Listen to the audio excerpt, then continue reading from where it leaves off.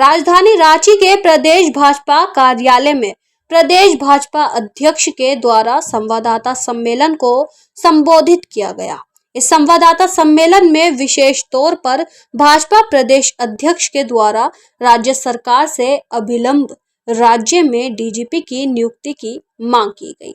आपको बता दें कि भाजपा प्रदेश अध्यक्ष ने राज्य सरकार पर बड़ा निशाना लगाते हुए कहा कि 2 दिनों से झारखंड संवैधानिक रूप से डीजीपी विहीन है। इतना ही नहीं, झारखंड में एसीबी, सीआईडी और पुलिस सभी के लिए डीजीपी का पद रिक्त है। वहीं अनुराग गुप्ता द्वारा दिए जा रहे निर्णय गृह मंत्रालय भारत सरकार के निर्देश के आलोक में ये पूरी तरह से संवैधानिक है। उन्होंने कहा कि 1990 बैच के आईपीएस अनुराग गुप्ता के ऊपर आरोपों की लिस्ट काफी लंबी है। हेमंत सोरेन ने खुद इन्हें 24 फरवरी 2020 से 9 मई 2022 यानी 26 महीने निलंबित किए रखा। आइए देखते हैं भाजपा प्रदेश अध्यक्ष ने राज्य सरकार पर बड़ा निशाना लगाते हुए क्या कुछ कहा। यहाँ राज्य में नए डीजी पद नियुक्त करें, क्योंकि जब तक कोई डीजी नहीं है तो उनके निर्णय को कैसे माना जाएगा कानूनी या लीगल। सीआईडी के डीजी नहीं है, एसीबी के डीजी नहीं है, पुलिस के डीजी नहीं है, ये कैसे चलेगा। और हमने तो तहकीकात भी किया कि देश में भी कहीं कोई ऐसी घटना है कि आज तक कोई भी इतिहास में नहीं मिला कि इस प्रकार की कहीं कोई घटना हो, जो व्यक्ति रिटायर कर गए और फिर उसको बैठाए हुए काम पर।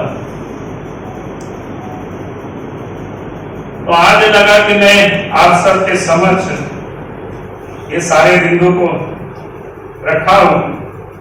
बाकी मैं डिटेल इनसे कहूंगा कि ये पूरा पत्र की, क्योंकि मैंने खाली आपको बीच का कंटेंट खोल दिया, आपको लिखने में कोई दिक्कत नहीं हो। तो इनको मैंने कहा कि वो पूरा पीडीएफ फाइल ही सबको आप दे दीजिएगा बनाकर। सब भी थोड़ा मैं समाप्त करूं ताकि आप सबको ध्यान में आ जाए। आप सबको पता है कि झारखंड में ईडी की जांच चल रही और ईडी ने भी कई एक भ्रष्टाचार की उन्होंने खुलासा किया और उस भ्रष्टाचार में जो भी लोग शामिल हैं उन सब लोगों को के ऊपर प्रोसिक्यूशन सेंक्शन के लिए जो ईडी ने लिखा है उसमें से लगभग 10-12 अफसर, लेकिन आज तक उन सारे मामलों को रखना, आज तक सरकार ने उसका सेंक्शन नहीं दिया है, बल्कि जो ईडी के द्वारा जो गवाहें थी उन्होंने कई एक गवाहों को के ऊपर दबाव डालना, कई के ऊपर तो केस करके जेल में भी डाल दिया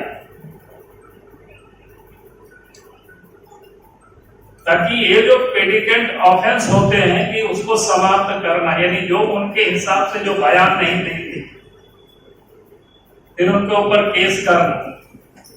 पूर्व में भी आप सबको जानकारी है कि ईडी को डेमोरलाइज करने के लिए उन्होंने क्या क्या किया था कि एसटी/एससी एक्ट के तहत यहाँ मुकदमा भी दर्ज किया गया। वो आप सबके संज्ञान में से भी मैं लाना चाहता हूं।